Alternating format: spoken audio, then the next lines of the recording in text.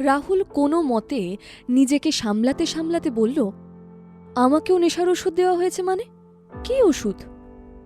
রাহুল এতটাই নেশার মধ্যে ছিল যে সেটুকুও বুঝতে পারছিল না যে তাকে নেশার ওষুধ দেওয়া হয়েছে।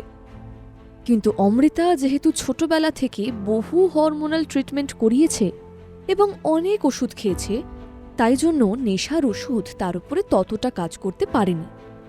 তাই একেবারে তার বোধ শক্তি লোপ পায়নি। সে কথা না বাড়িয়ে কোনো মতে নিজের ল্যাপটপটা নিয়ে শোয়ার ঘরে ঢুকে গেল।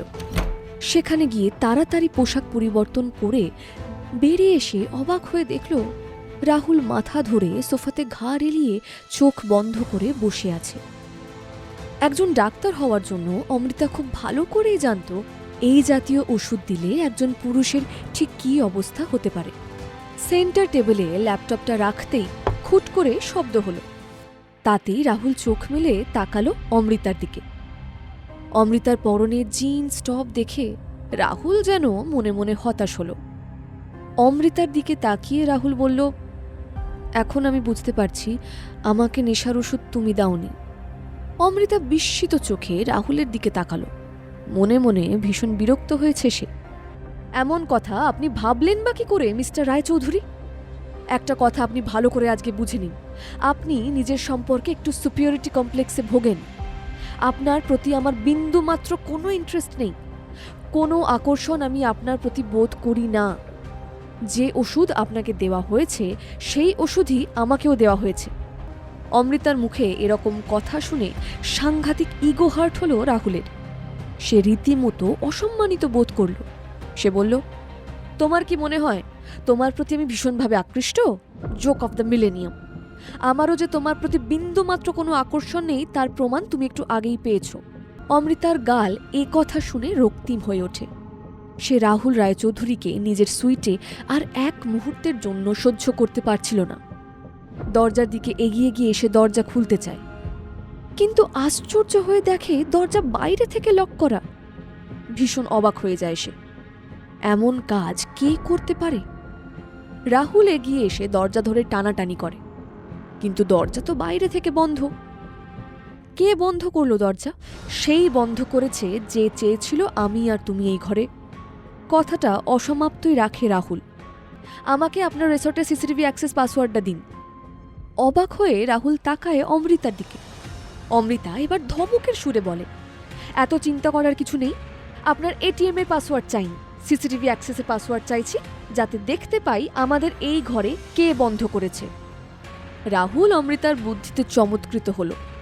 সে ল্যাপটপে নিজের সিসিটিভি অ্যাক্সেসের পাসওয়ার্ড দিল। সিসিটিভি ফুটেজগুলো খুলতেই অমৃতা পৌঁছে গেল এলগিন রিসর্টের টপ ফ্লোরের ফুটেজে। আর বিস্মিত হয়ে দেখল ৩ জন মানুষ তাদের দরজার উপরে কান রেখে দাঁড়িয়ে আছে। ক্যামেরার দিকে পিছন ঘুরে দাঁড়িয়ে আছে তারা। ক্যামেরায় তাই মুখ দেখা যাচ্ছে না তাদের। বোঝাই যাচ্ছে ভিতরের কথোপকথন শুনতে উৎসুক। ভালো করে ছবিগুলোর দিকে তাকিয়ে অমৃতা দেখল মাঝে একজন লম্বা লোক আর দুপাশে দুটো বাচ্চা দাঁড়িয়ে আছে।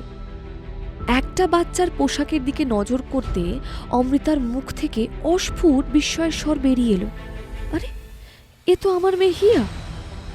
ঝুঁকে পড়ে রাহুল দেখল সিসিটিভি ফুটেজের দিকে। অপর দিকের বাচ্চাটার জুতোর দিকে তাকিয়ে সেও বলল, আর এটা তো আমার ছেলে আর্য। লম্বা মতো ছেলেটারও মুখ দেখা যাচ্ছিল না, কিন্তু পিছন থেকে তার আকৃতি দেখে রাহুলের বুঝতে অসুবিধা হলো না এ তার ভাই সাম্য। তাই ভাবি, এমন অসভ্যের মতো কাজকর্ম আর কেই বা করতে পারে? এ তো আপনার ভাই সাম্য, তাই না? রাহুলের তখন এমন অবস্থা, মনে হচ্ছে হাতের কাছে ক্রিকেট ব্যাট পেলে ক্রিকেট বলের মতো পিটিয়ে পিটিয়ে সাম্যকে বল বানিয়ে বলে বলে ছক্কা হাঁকাবে। সাম্য, আর্য আর হিয়া দরজায় কান রেখে অপেক্ষা করছিল ভিতরে কি কথোপকথন হচ্ছে শোনার জন্য। কাকাই, তুমি ওদের কি নেশার ওষুধ দিলে? ওরা তো মারামারি করছে। আরে চিন্তা নেই, একটু পরেই তোমার বাবা মা দুজন দুজনকে ভালোবাসতে শুরু করবে। কিন্তু হিয়া, তোমরা যে 2 ভাই বোন, এই কথাটা তোমরা কবে জানাবে দাদাভাইকে? যতদিন না বাবা মা দুজন দুজনকে ভালোবাসছে ততদিন পর্যন্ত জানাতে পারবো না। কারণ তা না হলে আমরা চারজন একসাথে থাকতে পারবো না। আমাদের বাবা মার মধ্যে আবারও অশান্তি হবে। কিন্তু যখন হঠাৎই দড়াম করে দরজায় লাথির শব্দ পেল সাম্য, তখন প্রচণ্ড ভয় পেয়ে গেল সে। শুনল ভিতর থেকে রাহুল বলছে, সাম্য, এক্ষুনি দরজা খুলবি, না হলে কিন্তু আমি বেরোলে তোকে আস্ত রাখবো না। সাম্যর ভয়ে হাত পা কাঁপতে শুরু করে। রাহুল বলল, আমি 1 থেকে 10 গুনব, তার মধ্যে তোকে দরজা খুলতে হবে। রাহুলের আচরণ দেখে অমৃতা মনে মনে দ্বিধায় পড়ে যায়। একবার তার মনে হলো এই সমস্ত কিছু রাহুলের পরিকল্পনা। নিশ্চয়ই রাহুলই কায়দা করে এই সব কিছু ঘটিয়েছে। কিন্তু এখন রাহুলের রাগ দেখে এবং সাম্যকে ধমকানো দেখে তার মনে হলো হয়তো রাহুলও হয়তো তার মতোই এখন সাম্যর প্ল্যানের একটা অংশ মাত্র। হয়তো সেও সত্যি কিছু জানত না। অমৃতা যেন রাহুলকে ঠিক বুঝে উঠতে পারে না।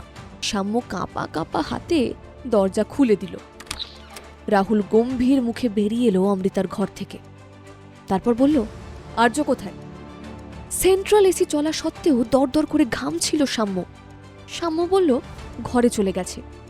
রাহুল আর একটা কথাও না বলে সাম্যর হাত ধরে হিড় হিড় করে টানতে টানতে ওকে সুইটের ভিতর ঢুকিয়ে দরজা বন্ধ করে দিল।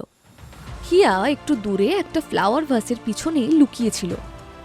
যখন ও দেখল যে রাহুল আর সাম্য নিজেদের সুইটে ঢুকে গেল, তখন সে পায়ে পায়ে বেরিয়ে এলো। অমৃতা তাকে দেখতে পেয়ে হাত ধরে টেনে নিয়ে গেল নিজের সুইটে। তারপর বসার ঘরে মা মেয়ে মুখোমুখি বসল।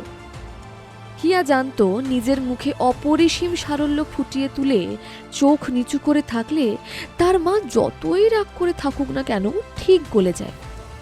কিন্তু আজ সেই পদ্ধতিও কাজ করছিল না। হিয়া মুখ নিচু করে বসেছিল, কিন্তু অমৃতা রাগে গনগন করছিল। চাপা কিন্তু রাগী কণ্ঠে অমৃতা বলল, এসব করতে তোমাকে কে বলেছিল হিয়া? কেন করেছো তুমি এসব? হিয়া চুপ করে রইল। অমৃতা বলল, আমাকে আর রাহুলকে একসঙ্গে এক ঘরে রেখে কি করতে চেয়েছিলে তুমি? তুমি কি চাও? হিয়া এবার চোখ তুলে স্পষ্ট করে বলল, তোমরা একসাথে থাকো না মা, প্লিজ। হ্যাঁ মা, আমি চাই তুমি ওনাকে বিয়ে করো। আমি ওনাকে আমার বাবা হিসেবে চাই। আমি তো সব সময় ওনার মতো একজনকেই আমার বাবা হিসেবে কল্পনা করেছি। প্লিজ মা। স্তম্ভিত হয়ে গেল অমৃতা। হিয়া যে তার বিয়ের জন্য এমনভাবে পাত্র খুঁজবে সে স্বপ্নেও ভাবতে পারেনি। সে বলল, এই সমস্ত প্ল্যান কার? সত্যি কথা বলো হিয়া। হিয়াকে চুপ করে থাকতে দেখে অমৃতা নিজেই বলল, এগুলো সব সাম্যর প্ল্যান, তাই না? কি উত্তর দেবে হিয়া? ঢোক গিলে বলল, হ্যাঁ, কাকাই এই প্ল্যান করেছিল। সত্যিটা জানার পর কি করবে অমৃতা? রাহুলই বা কি করবে? কি শাস্তি অপেক্ষা করছে সাম্যর জন্য? তবে ব্যর্থ হয়ে গেল সাম্যর প্ল্যান, নাকি এই কাছাকাছি আসাটুকু আরও কাছে নিয়ে আসবে রাহুল অমৃতাকে? আজই ডাউনলোড করুন পকেট FM এর অ্যাপটি আর শুনতে থাকুন এক যে ছিল কন্যা।